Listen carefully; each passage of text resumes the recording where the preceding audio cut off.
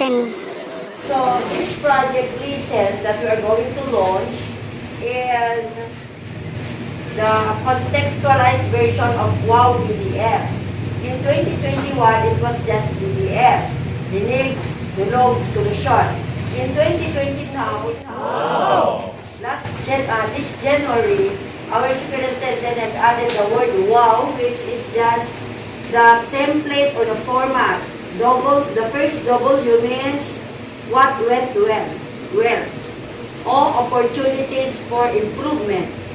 And another W is ways forward. I repeat, the meaning of WOW according to our superintendent is the first W, what went well, all opportunities for improvement, and the last W is ways forward.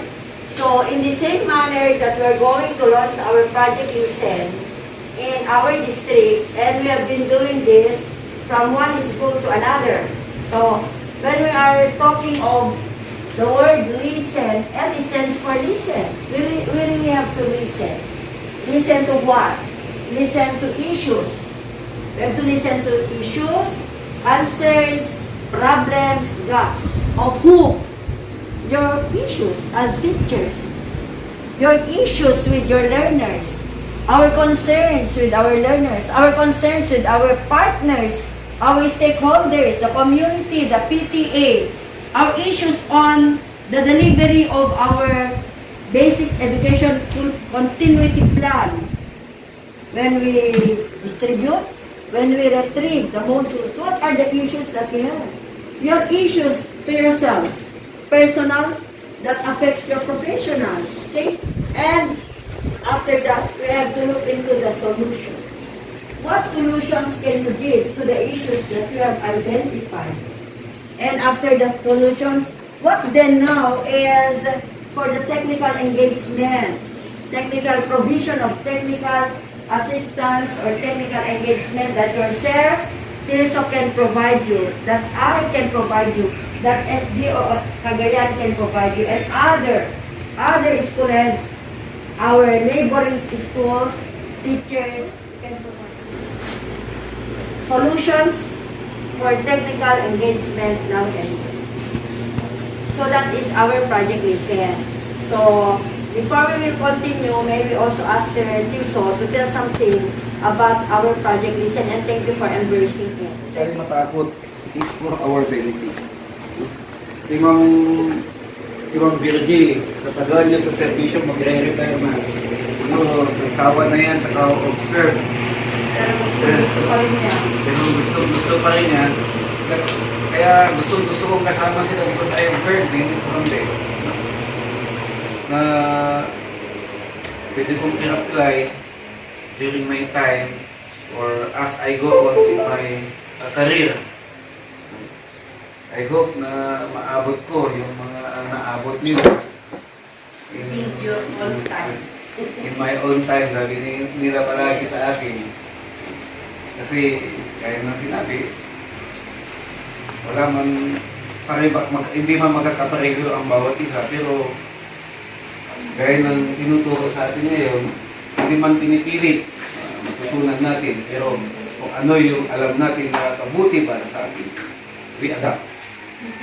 And itong project Listen is a very good project.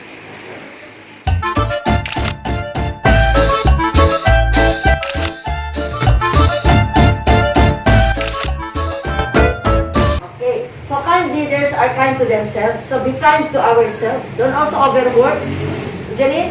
If you are kind to yourself, you have to be kind to others also. So, if you are a kind leader, you are kind to yourselves. Why? Because if you will get sick of COVID now, and you will rest, and the body will take charge, isn't it? You may not be able now to perform your roles, your duties. So let's be kind to ourselves. Let's sleep early and dream big. Sleep well and dream big. Five leaders do the golden rule. And what is the golden rule? Do unto others what you want others do unto you. Okay? If you want to be loved, accept to love. If you want to be hated, never hate.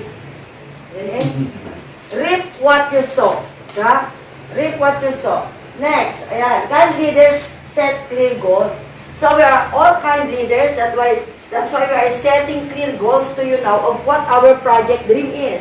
What our project listen is. Actually, our project dream, certain so had already the approved work plans together with Loynet. Isn't it, Loynet? So we have to look into, you're going to check that in journalism. Isama natin yung journalism kasi malapit na naman tayo mag-submit, magipag-contest ng journalism. The newsletters. And leaders tell the truth. So I know that all of you, especially you in Zimay, are God-fearing. You are members of congregation which believe so much in telling the truth. We really have to tell the truth. And they say the truth will set you free. But there are also those who have another philosophy in life. Constant lie becomes truth. Constant lie becomes truth. So don't lie constantly or else it will become truth. Next, kind leaders agree to disagree or disagree to agree. Isn't it? It's okay that when there is conflict, we disagree because we have different perceptions. But after all, we must have to be able to agree. Isn't it? That's it. We are going to come up with a common solution. Common solution to problems. Next, God leaders believe in equality and equity. When we are talking of equality, we are looking into sameness of distribution. What the boys do, the girls can also do. And when we are talking of equity, we are talking to fairness, just. Is certain so just in giving you, in allocating you the MOE in all the needs of your classrooms? Okay, that is equity. Equity is fairness, being just, being fair, while equality is having sameness of distribution. Okay. Next is, kind leaders create safe and secured environment. That's why our schools must have to be safe, not only for us, but for the learners and for other partners that we have. So in the same manner that the school is now safe, the school is now secured together also with your houses. Okay. Try to download the Vision Memo. DVM is the Vision Memo in our portal. 104 series of 2021, because some of the teachers are again looking into the 2 weeks academic is according to them. But since we are not in level 4 and COVID case in our municipality is not that much, so we have still to perform our roles. And what are these? These are the legal basis. So try to have copies of this legal basis, the 12 series of 2020. This is all about the implementation of your BELCP, Basic Education Learning Continuity Plan. Okay? So, I'm asking you to provide me some copies of this because we are also crafting the district BELCP together with your SIP, AIP, WFP, PPMP, APP. Lahat ng P. Lahat ng P.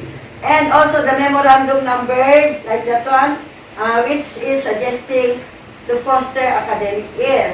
And with this, okay, there is it now. The SDO Cagayan is authorized to contextualize policies, as we have also contextualized our project listen, isn't it? That is communication platform. So the contextualized policies first is on the grading system. That in the grading system, we need not to fail any learner. No fail. All will pass. Why? Because we have to look into several solutions, several strategies, processes to let that pupil be able to learn the competency. They refuse to answer the module. What then should you do? Will you fail the child? No. You have to look into creativity, innovative process or strategy, and that is having blended learning. And that is you are going now to record your RBI, record your video lessons, and have these learners watch them. They do not have TV. Don't worry. The neighborhood have TV, so they can be there all together. Even grades 1, 2, 3 will watch at the same time.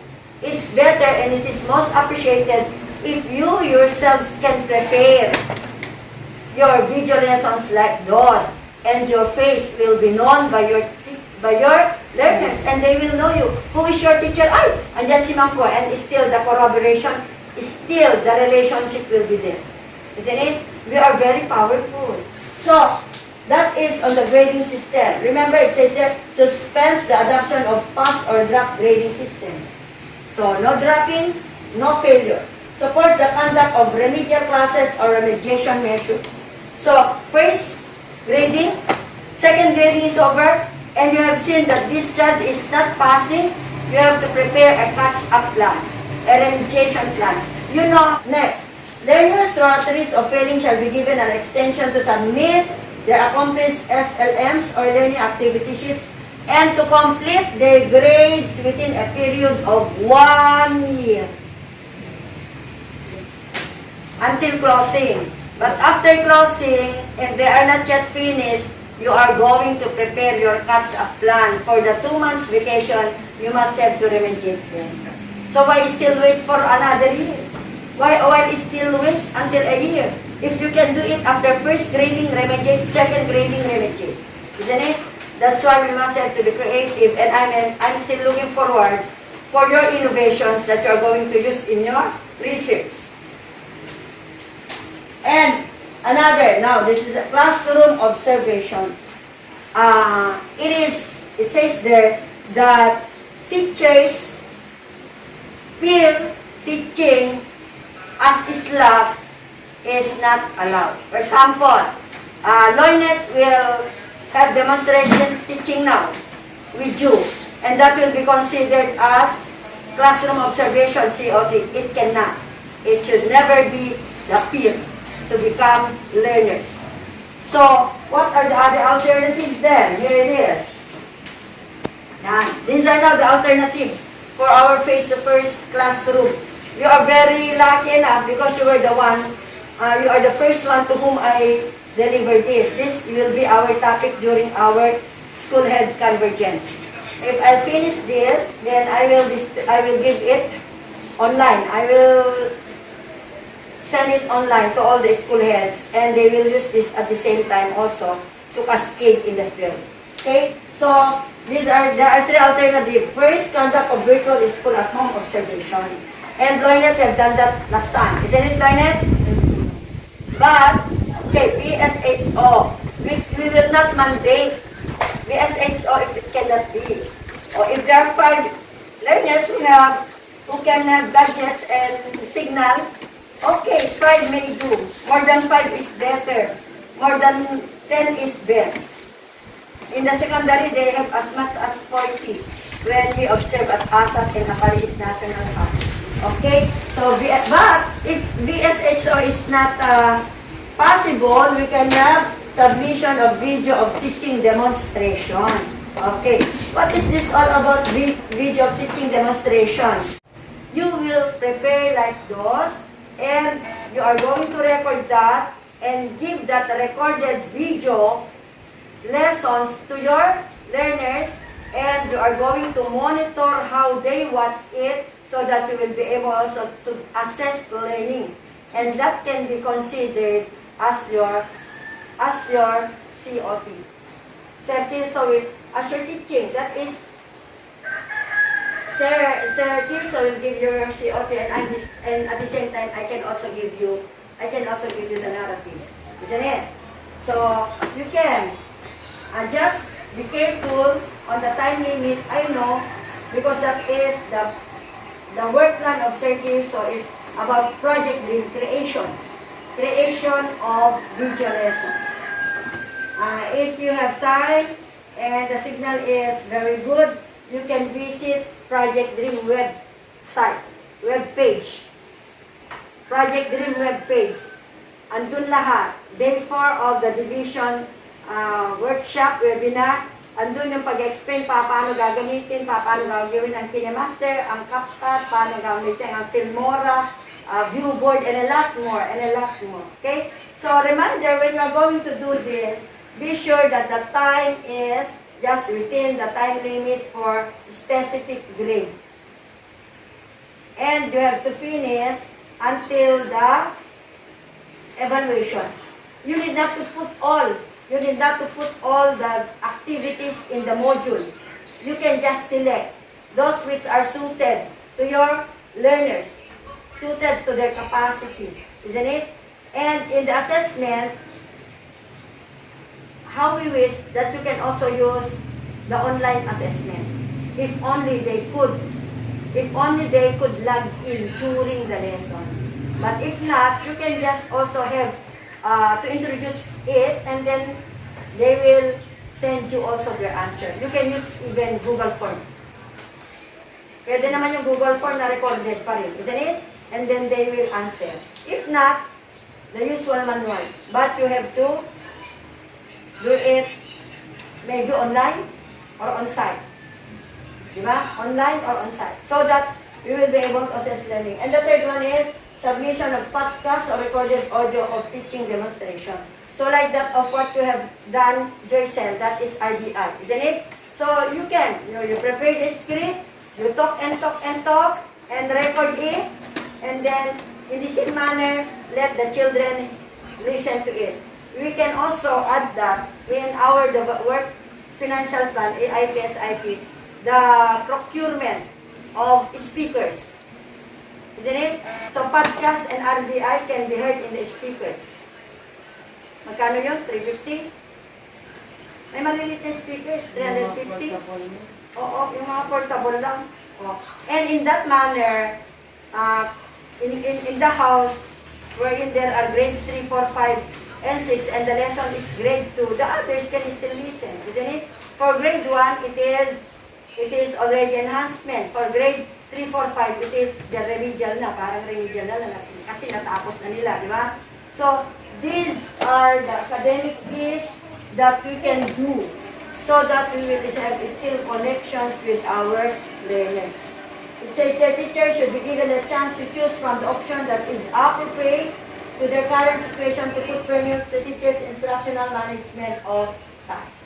So, walang reason later on sa IPC at F na wala kayong COT dahil hindi kayo nag-BSH. So, there are 3 alternatives to choose from.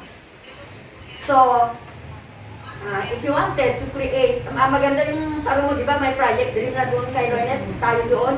Isa yun sa Brigada Eskwela natin, di ba? Yung project dream na meron ng ring light, meron ng, bibili pa tayo naman kailangan ng makakailangan. And then you can dub, you can create your videos there. So, isn't it? That's very wonderful. So, we are hoping for that. These are just an additional reminders.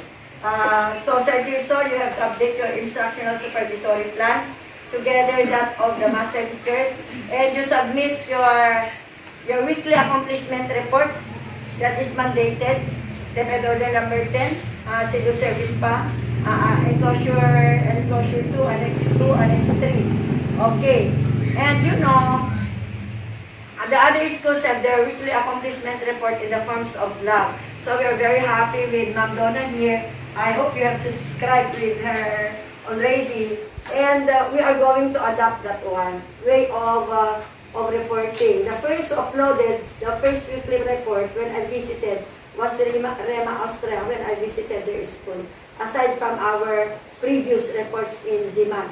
And that's why we have here. I know that we can review later on the blog of Ma'am Donna. And it says there, and good news, the 2020 PBB is about to be released, according to Ma'am Jonas during our Golden Circle yesterday. But another reminder is you must have to review your RTCRF as what the incentives have said, and with MOVs. So the MOVs that I've been requiring you to use in design, or you can, I know you have, I have seen some already. You can even improve those, isn't it? You can even improve those one. And to, yes, try to share also all of this. This one is already, Okay. These are some questions. Are you a boss or a leader? Okay. Is Sir Tirso a boss or a leader? A boss says I, a leader says we. So Sir Tirso, if Sir Tirso, boss uses people while leader develops people, boss inspires while leaders earns respect. Boss takes credit and leader gives credit. That's why we are going to give you certificate of appreciation in all the things that you are doing. Another reminder, boss says go, while a leader says let's go. So Sir Tirso is really a leader. He said let's go to vegan, and we have done escapade. I hope you have already viewed our vlogs. My part 1, 2, 3. Isn't it, Ma'am Donna? And a boss thinks short term, or short term lang siya, while a leader thinks long term. Another is, a boss is your boss because they are trying to be queen and king, while a leader is your colleague. You can approach them, you can tell them something, they are too sincere. Boss focus on process, while leader focus on people. Okay? Next is, okay, there are common management problems and issues.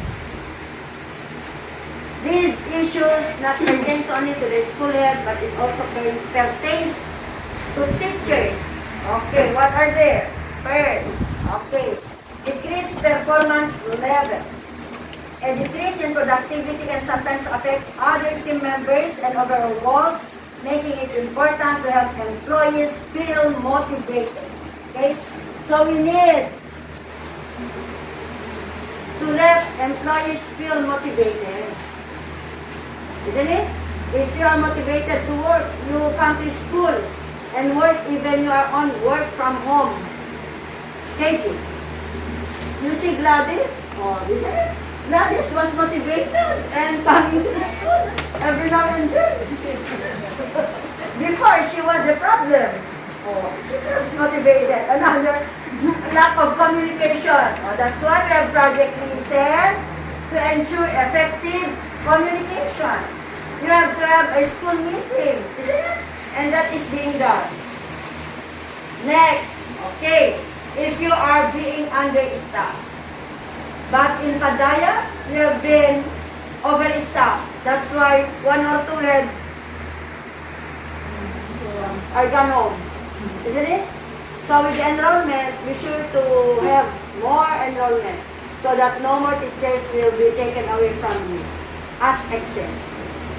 Poor teamwork. Employees may lose focus on collaboration when they spend a lot of time completing individual tasks. So we really need time management. Okay? We really need time management so that we will be able to be productive. Another, pressure to perform. Actually, I am sometimes thinking of this because I sometimes is like this. If I said, you finish this today, finish it today. But you must have to be considerate. However, it says that some managers, especially new managers, feel like they are under pressure to achieve greatness from the very start of their role. Sir Tirso is just a new manager. And he performed very well. And I'm sure that in my elementary school teachers have been under pressure meantime. Like under pressure kayo, di ba? Tayo. Because we really have to meet the deadline. But that is alright as long as it is not repeated. Di ba? I sometimes can perform better if I am under pressure. Yes. If the superintendent will tell me, submit your ISO report tomorrow, and then I will sit down and I will submit it even before tomorrow. But sometimes, nag-retire pa yung ISO, may nag-submit report na. Oh, di ba? Di ba sometimes sa mga ganun na, ang dami ang PBB na, kami nag-submit. But now, look at it. The latest is, good news, we will be receiving our PBB soonest, 2020. The good news is, even you are in one school and your school is better, there is a tendency that one teacher will receive greater than the other, basing on your IPCRF. That's why certain so with number of interest will review your IPCRF now because it's already half semester. Yeah? They will review. Okay, next, the time management. I have said that already. One way to prioritize your own work responsibilities is by scheduling throughout the day to do specific work. You have to have time management. For example, tonight after coming from schools, okay? 6 o'clock, I have to have my dinner. 6 to 8, I have to finish my accomplishment report for the day. I-encode ko na yan with the pictures. Okay? 8 to 9, I have to review the research that is on hand for me to evaluate. 9 to 11, I have to finish the manuscript given to me. Ganun. So at 11 o'clock talaga ako natutulog. But, since I am also kind to myself, the next day I have to reduce also. So that I will also sleep earlier than 11 o'clock. If I feel dizzy when I went home at 5 o'clock, I have to sleep. And if I will wake up at 11, I have to work till I want to sleep again. Like that. So, there is no fixed schedule. But what is good is you have to manage your time. And because somebody tell you, awang pa iti oras ka maki-boyfriend. Pagkatawa ka, awang pa iti oras mag-asawa mo, no? Untan na ka pa din. You have to have time management for your children, for your personal growth, for your professional growth, and for other concerns. Okay, another is inadequate support. O yan, that's it. Says there, leaders sometimes need approval from the team of an organization before moving ahead with the project. Counterpart, 5,000. Counterpart, 5,000. There should always be support, collaboration, okay? We're going to have this project. Okay, mine will be this, and theirs will be this. As a leader and as a teacher, yes, why not? We have to dole out from our pocket if needed. And I'm still reminded with our pots I have given you. I hope wala na akong utang, meron akong skepticism. Okay. When we are skeptic, we are in doubt. Makinig ka na, Janice. When we are skeptic, we are in doubt. Janice, can you read about skepticism? Lumapit ka magkita mo.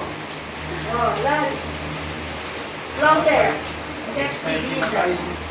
Teams often question the transparency of management when they feel distance from their supervisors, especially if certain employees feel like they are doing more work than others. Let me explain. Explain, Janice. Let's listen to the explanation. Real situation, example.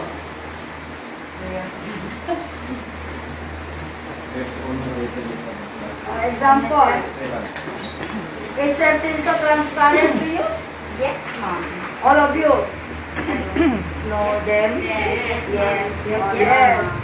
That's why, okay.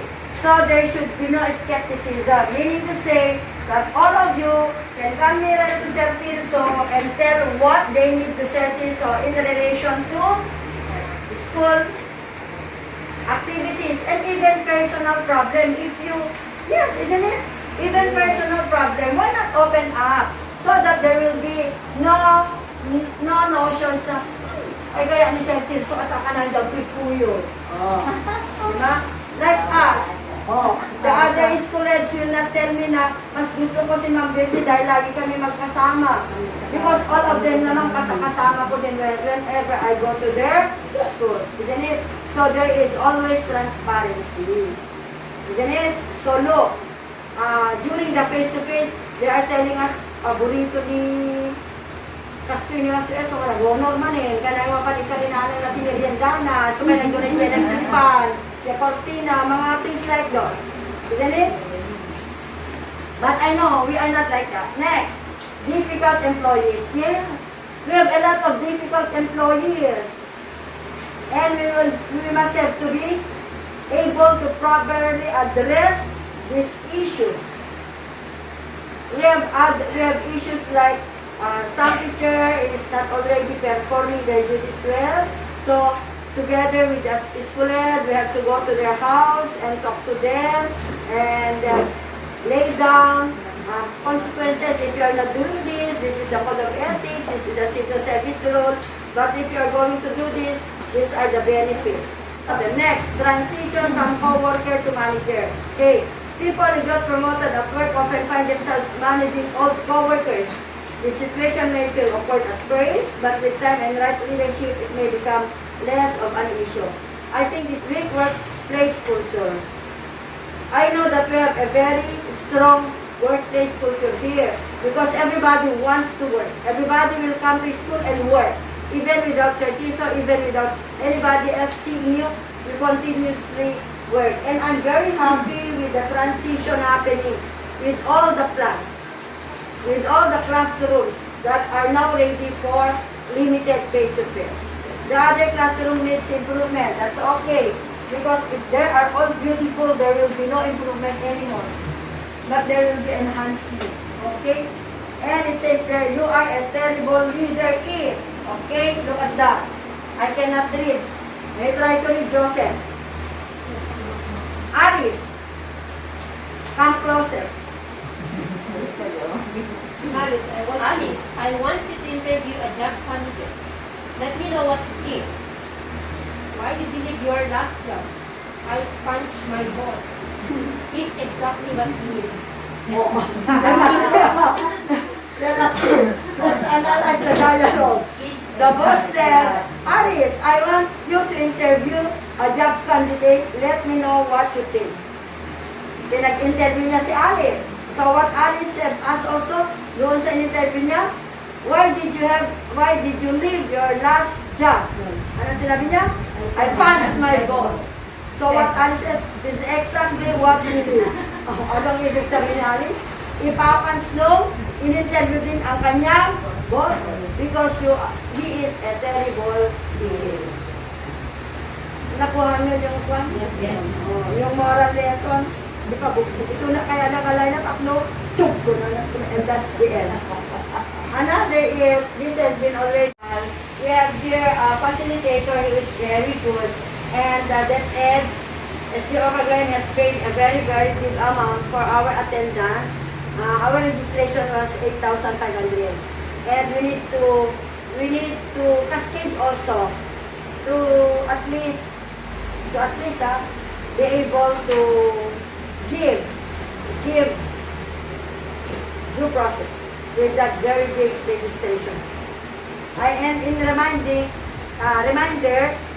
we have at least 15 teachers to attend the international training, February 3, 4, 5, and registration is 500. So 15 teachers in our district, maybe in each school at least 2. And the registration will be reimbursed in the MOO.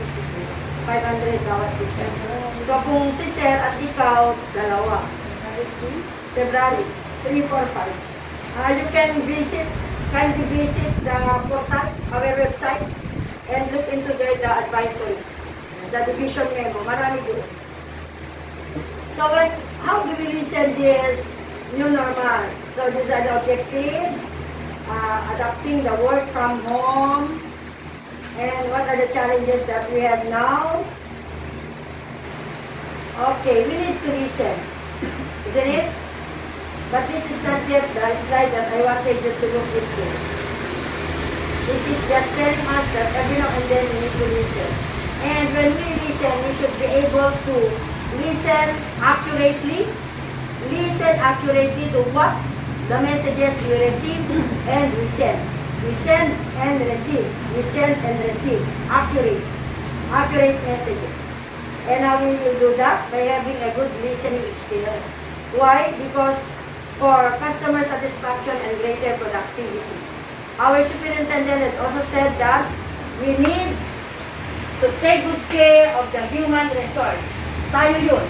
Because productivity depends on us. And if we do not know how to listen, they do not know how to listen to us, and there could be no solutions, there would be chaos, and we cannot attain our goal. But if you are going to listen intently with the heart to all the issues that we have, we will be able to solve solutions and give solutions prior to the creation of the chaos or problem. Okay? So it says their listening is the basis of all human relations. This is what I wanted you to look into. You may take note. You have to listen 55%. Okay? You have to listen to your issues, to the issues of your learners, to the issues of your co-teachers, to the issues of your student, to the issues of the PTA, to the issues of the LGU, to all the issues of our partners, to the issues of DepEd. We have to listen 55%. Why it has the biggest percentage? Because effective listening affects productivity. Along with listening, we need also to speak. We have to speak 25%. In the same manner that if you are teaching now, you are having now the VSHO, you are now letting the children listen to your podcast, listen to your RBIs, listen to your video demonstration teaching. They have to speak also 25%. So there will be an interaction, graded excitation, as you are going to speak 25% too. And they have to listen 55%. And in the same manner that you have also to listen to them 55%. Because it's a two-way. Okay? But you have to read 15% also. And why writing is only 5%? Because of the digital age. You need not to write. You can just picture that up. And if you have an application that will turn into Microsoft Words, and you can just copy later. Okay? Nalobat na, Ma'am G. Andyan yung charger sa bato. Bigyan mo nga. Oh, kainin. A diagram. So, as I'm telling a while back to you, that we send message and we receive. At the same time, we also send and the other one will receive. But there are barriers. There are noise in between. And these barriers, these kinds of noise now, will affect the way we receive the message and the way we send the message. That's why we must have to be very careful. Oh, have you marites? Mariposa? Okay, so we have here the context. We have the physical environment. Okay? The physical environment will also affect the quality of interaction. Okay? Let's just, okay, this is the third. This is the third. Right now, I can see somebody because of the weather. She is sleeping. So that is physiological. That is physiological noise. Never mind because they had listened to this song before. So look at this. These are now the kinds of noise. Before, the noise that we only know is physical noise. Okay. The noise of the electric fan. That distracts us, isn't it? You might not be able to hear completely and accurately what I am telling. Okay? If there is an animal sound, vehicular sound, these are considered physical sounds that can disturb the way you listen, the way you receive the messages that I am cutting across. Another is psychological noise.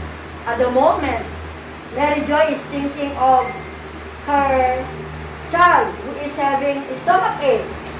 I'm very sure 100% not be able to receive, isn't it?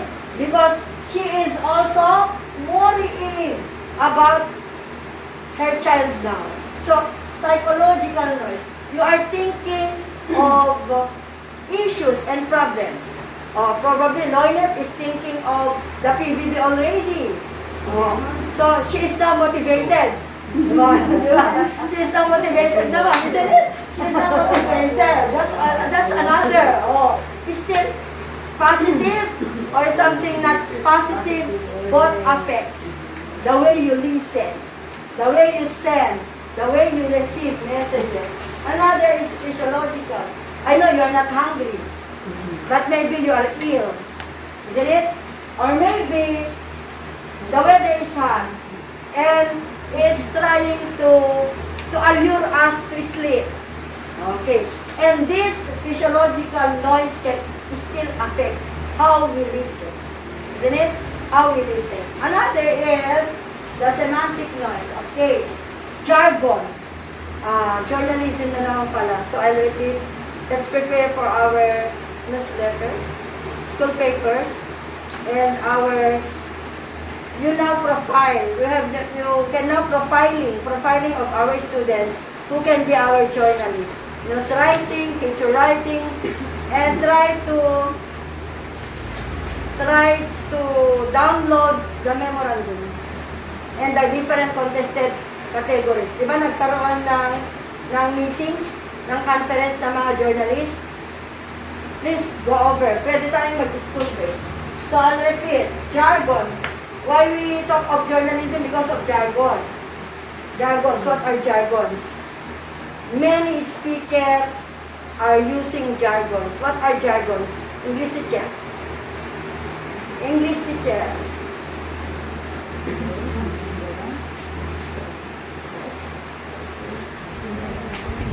It's your assignment. You look at the dictionary. What do you mean by jargon? And then professional terms. When we are talking of IPCRF, when we are talking of BLCP, we know it. But the medical team do not know it. Ano ang jargon? Yes, that's it. The words or terms that are commonly considered easily understood by others. Yes, in the same manner, when we are talking of professional terms, jargons are, these words are used by certain group of people that is not familiar to us. So, in the same manner, the professional terms, the medical doctors have many terms about COVID, but we ourselves cannot just understand it the way that it is being used in their field, as with us also. Meron tayong GRA, meron tayong SBFP, Brigada Eskwela, IPCRF. They don't also have the same notion as to us. And another, when we are talking of jargon, in English, these are phrases. These are phrases or high-faluting words. Diba? High-faluting words. Yung mga napakataas. Akala mo, sabi natin, may speaker, wow, ang galing naman niya. Nakapimpin na singis, nakumulig. Nawatang ko na. That again affects the message. Oh, nawala ang signal. No, but.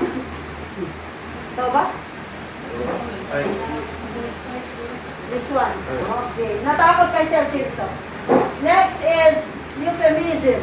What is this euphemism? Okay. Look at that. The sky is, the clouds are, your face is as white as the clouds. Yes, these are figurative speech. So, it is not needed that you're going to use figurative speech. Why use it? It will affect. See it? Yan, ginagamit na yan yung mga writers, yung mga naniligaw ng kadaanan, di ba? And sinasabi nila, si Bullet aming yarpus, dita, nalabdus, nalabdus. Okay, next. And poor grammar and spelling. Oh, look at that, huh? Poor grammar and spelling. Because if you misspelled a word in your message, it may mean different thing. Just the word hear, na hear, listen, and the word na H-E-R-E, hear na dito. If you misspelled it, it means different thing. And if this grammatically erroneous, it may also give another meaning. So, let's be careful. Then, another noise, remember there are 5 noise? Another noise is the channel noise. Okay, this is what we are experiencing oftentimes when we are having our BSHO. We are having our webinar. This is now the condition of our signal. Is it weak or strong? The condition of our laptop. Isn't it? Is it functioning well or not? So actually, these are just the 3.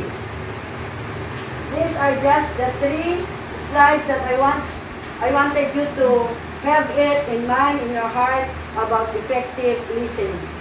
That The way we listen affects our productivity. We have to listen. How many percent? 55. Speak. 55. Write. 55. Write. 5. And read. 13. Yes. And then what? And then what are the kinds of noise? We have physical noise.